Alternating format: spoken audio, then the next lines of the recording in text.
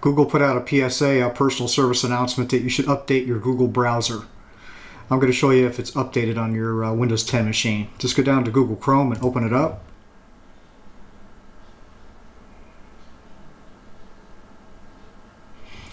After it comes up, go to the three little dots in the upper right hand corner.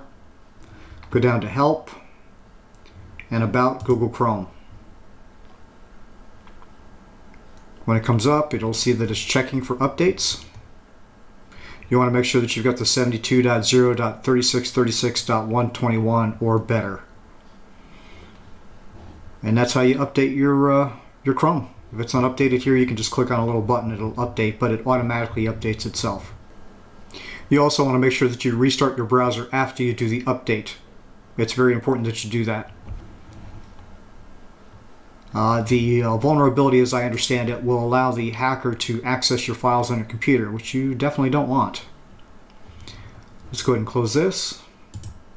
Please check out my other videos. I've got one down here on how to free up hard drive space, and I've got a playlist that will allow you to check out some Windows tips.